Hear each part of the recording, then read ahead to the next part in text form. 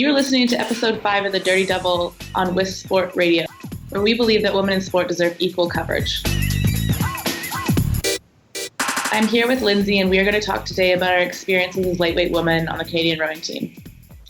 Although rowing is moving towards equity for men and women, there's still some gender differences in the lived experiences of female athletes, where we maybe don't receive the same resources or support. Can you speak to your experience in this regard, Lindsay?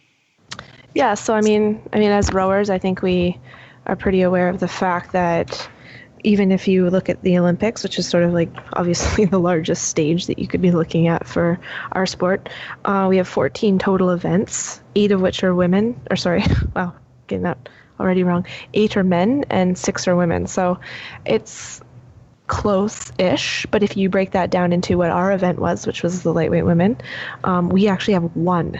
So it's 8 men, 6 women. Of that 6, only 1 is a lightweight women's double. So if you break that even further down into thinking that, of those 8 events for men, there's 8 for quad. So right there, that's 16 people. It's one event is not necessarily created equal in terms of the actual athletes represented. So that's an example right there. But I think what I kind of like to dive into a little bit is sort of explore that idea of that chicken or egg scenario. So if you say that, how do you lead the charge? What should come first? Because if you were to just when you consider that, rowing has been in the Olympics for women since the 76 Olympics, I believe was the first women's Olympics. So not a ton of time, but you consider that men have been developing that sport now at the Olympic level for 100 years. So it's kind of a chicken or egg scenario where you would have to look at it and say, okay, the sport is young for women. So do you equate the seats and risk the quality being low, or can you only achieve quality by opening up that equity and then building up the standards? So I personally feel torn on that because, I look at the women's events at times and I would have to, even as a woman, admit to the closeness, tightness of races, the quality of speed relative to some of the men's counter races, and you'd have to admit that they're different. But at the same time, how do you pursue that speed and improvement without those opportunities? So I don't know, what are your thoughts on that?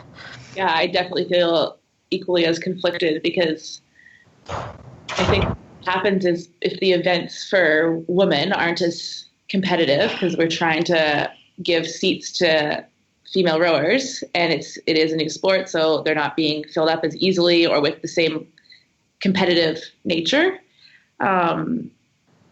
it loses, the results lose the respect that they probably deserve because people are seeing the race isn't as intense as say it is in the women's 4 versus the men's 4. Mm-hmm. I'm imagining in this next Olympics, since it's the first time the women's 4 will be in the Olympics since, I don't know, it was the 90s. I'm sure it probably won't be as competitive as the men's 4 that's been there for over 100 years. And then the women that win a silver medal are not going to be regarded as probably the same level of respect as the men who win silver medal in the 4 race. And I think that's the hard part, is because you have to leave opportunities for women to develop that sport, but is it better to develop it with less seats and a higher level of quality? Will that be more fruitful in gaining respect, resources, and support for women in sport or in rowing? Or would it be better to just open up a lot of seats? I don't know. Yeah, I know. It's a very interesting question because I think when you've got 2 people like us who, have seen the result of an unequal spread of resources and lived it and still are on the fence with that question, then I think that's probably pretty meaningful. I would speak also to a really tangible, real example of that was, you and I, given, I'm not going to list them, but, we've got multiple medals together We'd already been in Olympic combination, and then we're going into Rio as statistically on paper one of Canada's best opportunities for a medal. Yet, we're seeing people, men, obviously, I'll just be explicit, men getting, training camps, equipment, money, all sorts of things that we didn't get when they literally had never been on an international podium in the past. So I think you have to, if you're looking at it on like a micro level, then you would have to assume that is sometimes that lack of comparison when you're finally seeing these women compete. We don't know what went on at home. We don't know what went on in practice. We don't know what went on with those national sport organizations. So, maybe we're equal in number on the playing field, but are we close to being equal in the opportunities that are being given? One of the things that and again, I don't know the story behind this, but something that kind of sparked my anger, I guess, was John Herman recently, the head coach of the women's soccer team, who's brought those women forward to 2 consecutive bronze medals at the Olympics out of basically nowhere. If you speak to any of those women, you will hear nothing but praise for him as a coach.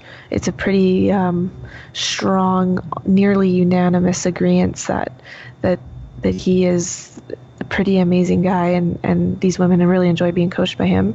It converts over into results, more importantly. And recently, he's been given to the men's team. Yeah. Like, what is that? Yeah. I think I've actually never thought about it from the point you just brought up, about how, yes, sometimes it doesn't seem like the women's events require as much intensity, or sort of the spread's a bit larger, the depth isn't as great, and maybe even just, it seems like it's more watered down or not as competitive.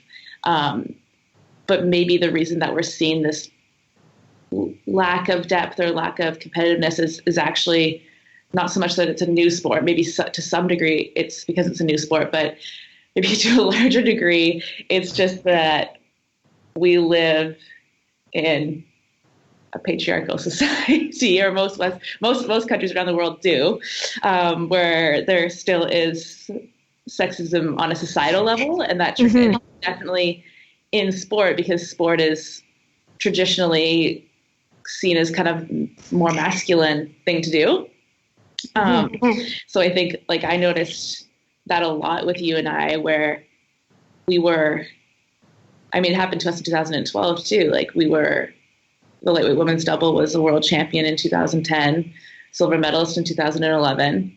And we didn't get equipment to the training center until January of 2012. We didn't get a coach assigned until February that year. And we weren't allowed to, I don't think we were allowed to eat the breakfast for a bit. No, we weren't. Like, all the stuff that the men, we had to go last. The men would get to see the physio before we did. If there was time, we got to see them. And we had the best results going into that regatta of any boat, all quad. And yet we didn't even have a coach or equipment. Yeah, I think these are things that people are watching wouldn't know, right? Like, these are stories untold. Yeah. So, and then the same thing happened in 2016. We were like a very promising, on paper, most promising boat. And we did lack equipment for a lot of the year, and we had to find our own resources for a lot of the quadrennial and even into the Olympic year. I felt that a lot with you. I get a lot of frustration over the fact that you were the most decorated, I believe, athlete on the team this quadrennial, as far as medals go. But oftentimes one of the least heard voices in terms of people supplying resources and support, or even just respecting your opinion. That would enrage me quite often. We had good results together, but you were the most experienced and most successful athlete on the team. Honestly, I think that came too from a whole other angle of what we're speaking to. And I could be way off, but my strong sense was a lot of, really the only way to explain it, if you're actually going to look at resume and medals, the only way to explain it was physique. And I really strongly think that my voice was heard differently based off the fact that I was on average 130-pound female who, like that's an average size woman. So I walk into a grocery store, I look like most of the other women in there. But then you've got men who were designed right from birth for the sport of rowing. So they're going to be complete outliers. We're talking 6'6" to 6'9", 200 to 240 pounds. Like, these men stand out in a crowd. So physically, they're a lot more awe-inspiring. And I think in a lot of the conversations that I had with, upper management within the team, a lot of the times my voice was quieter because of the body that it was coming out of. And, and the reason why, so I hate to admit this, but the reason I think that is totally what was going on is because I would even catch myself doing it at times. I would catch myself looking at some of the guys on the team who like literally had very few results and being kind of awed by them because of how they looked. Yeah, no, I totally agree with that. Lots of times I caught myself in that, where I would be kind of almost in, I'd expect that, of course, some of the heavyweight men would be given more resources because of how their stature was. I'd be like, oh, well, look, they're amazing, right? But then when I really thought about it, I'm like, oh, no, wait, Lindsay's amazing.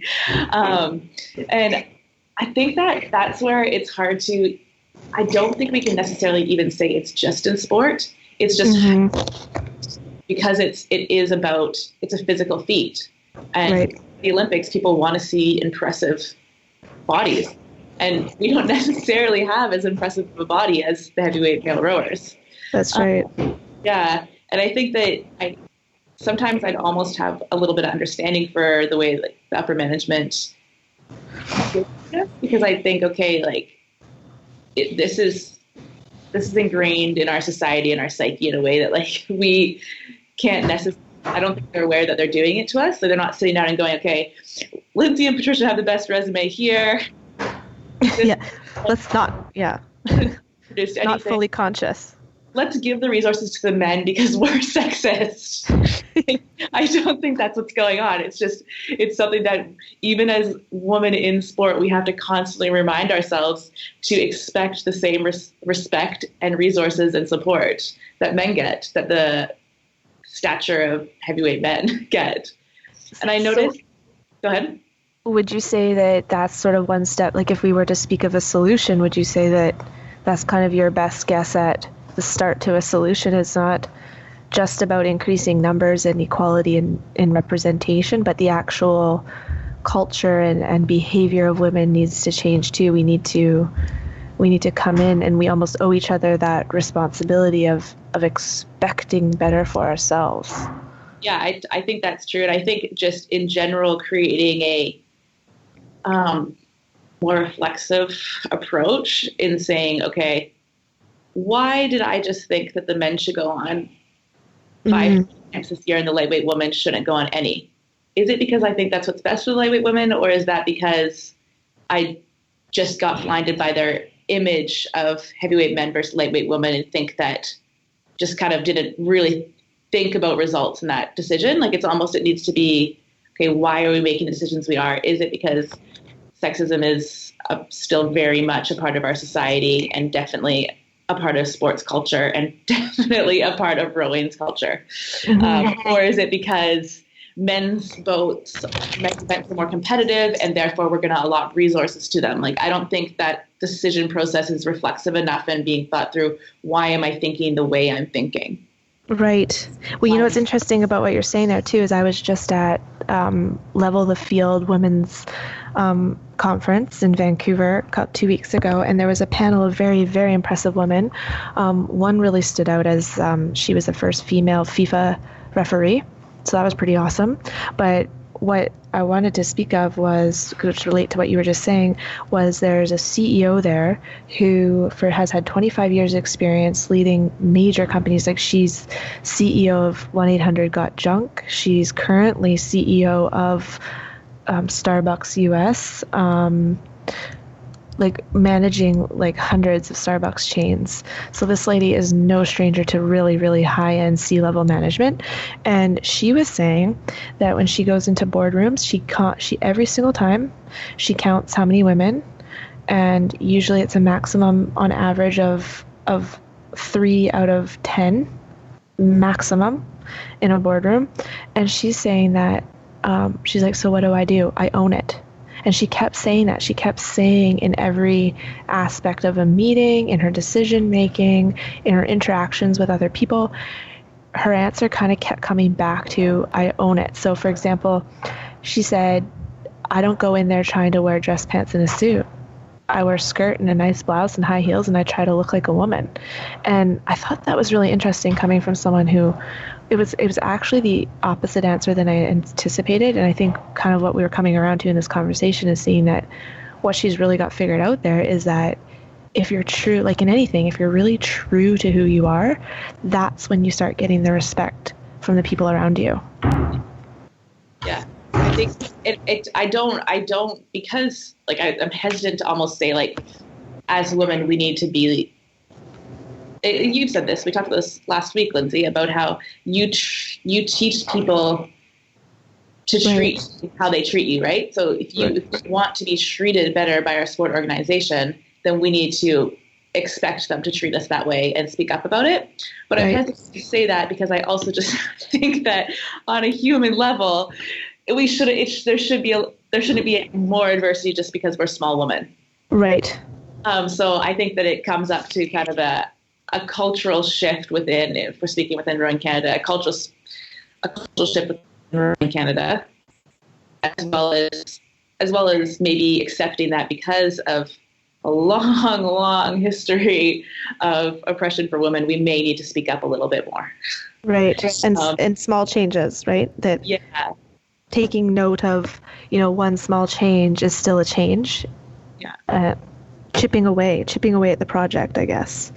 Yeah. And there's just like little things where I think potentially because women have been oppressed for many years in Western societies and other societies, actually, we almost, like I noticed I did this in sport, we get the times back from something. And I'd want to know how I ranked compared to the men's events. Totally did that too. I didn't really care about the women's events because I didn't give them the same respect that I did give those men's events. Mm-hmm. And I feel that in some ways that was a good choice because women's events aren't as competitive. So if I'm trying to win, I need to be looking for the standard. But at the same time, I feel bad about that from like an activist point of view because really, if I want I should have kind of used those women's boats as well and then supported and pushed them. Like we need to support. Exactly. Right. Like raise them up.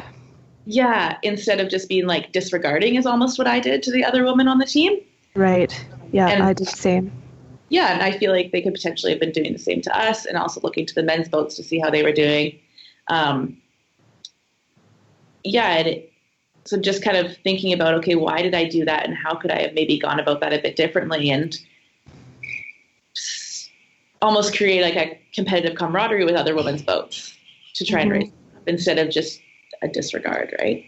That's a step that I took. I think this is highly transferable too, right? Like even if you're not in sport, this is a great consideration because being reflective and supportive of others around you, especially women, that can be done anywhere. It can be done in the workplace. It can be done in a social setting.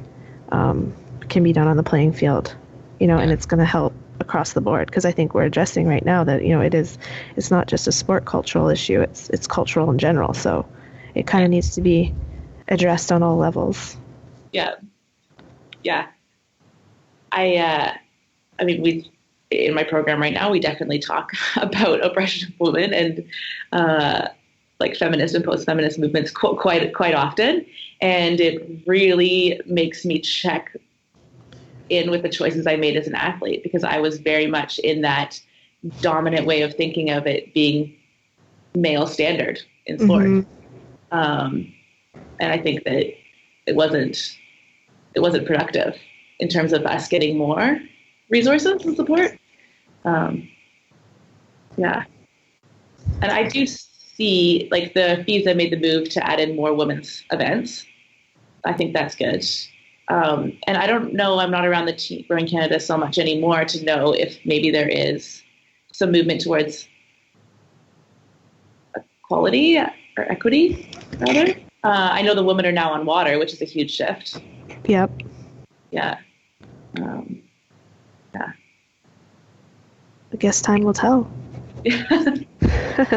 I guess we're doing our part with this podcast. That's right. For all those times I compared myself to men instead of women. Yeah. We're making up for it. Yeah. And I hope everyone enjoyed it. Yeah. Okay. Well, that's probably good for now. Mm-hmm. We talk about women in sport probably for a long time. I guess that's the whole point of this radio station. That's right. We got lots of other opportunities here. So for more conversations from the world of women's sport, including articles, videos, blogs, and more than 700 podcasts, visit wissports.com and follow us on social media at wissports. As well as you can check out our personal Instagram and Twitter accounts. Mine will be at Obee with 4 1s, and Lindsay's will be at Lindsay Jenner. And we'd love to hear what you think about this show too. So if you do want to leave a comment on the website or on the Facebook page, that would be awesome. You can email info@wissport.com. Wiss Sports Radio is now on every major podcast player: iTunes, TuneIn, Stitcher, Spotify, and Google Play. Until next time, I'm Patricia Obee. And I'm Lindsay Jennerich. Thanks for listening. Bye.